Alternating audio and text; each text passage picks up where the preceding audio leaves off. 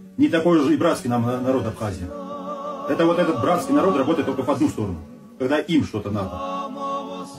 Не было в истории такого, чтобы Абхазия помогала черкесам или поможет в будущем. Не будет такого. И там он говорит, что абазины вот к нам ближе, а абхазы к грузинам.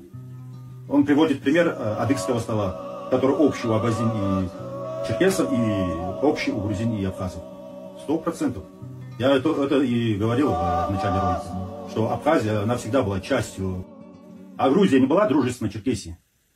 Сколько сотен лет мы в отличных отношениях с Грузией были. Грузия не была дружественной. Назови хотя бы один период, когда независимая Абхазия существовала вне состава Грузии. Это исторически была всегда частью Грузии. Даже вот эта церковь, там, их подчинялась всегда грузинскому. Это всегда была частью Грузии. Я тут же скажу, что сегодня, например, представители абхазской сепаратистской историографии очень смело говорят о том, что существовал католикосат Лехтимеретия и Абхазии. Они даже перечисляют католикосов Абхазии и называют их имена: Евдемон, Ефимий, Виссарион, Иосиф. Но они не указывают их фамилий, не называют фамилию ни одного из католикосов Абхазии, потому что если они назовут и фамилии, тогда прояснится ложь сепаратистов, так как эти люди были выходцами из фамильных родов: Абашидзе, Иристави, Нимсадзе, Лорд Кипанидзе, Чхитидзе, Квариане.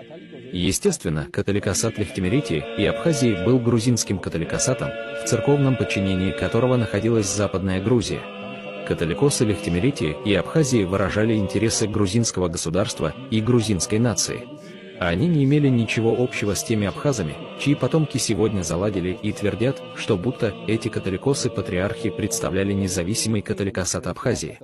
И когда в XI веке шел спор, значит, один из монахов сказал антиохийскому патриарху: вот вы хотите церковь автокефальную абхазскую, ну у вас должны быть основания. Он говорит: у нас был апостолом Андрей Первозванный, который призвал Петра, а Петр основал вашу церковь. Так может ли призвавший подчиняться призванному? Видите, какая интересная... Архимандрит Дорофей рассказывает абхазской аудитории эпизод из жизни грузинского монаха Георгия Атанели. Архимандрит Дорофей не называет личность Георгия Атанели, упоминает его со словами «один из монахов» и преподносит этот эпизод аудитории так, как будто спор с антиохийским патриархом шел об абхазской, абсуйской церкви. К сожалению, абхазские сепаратисты активно занимаются искажением, присвоением и фальсификацией истории Грузии. На лекции не было сказано, что этот эпизод содержится в жизни грузинского, картвельского монаха Георгия Атанели и касается грузинской церкви.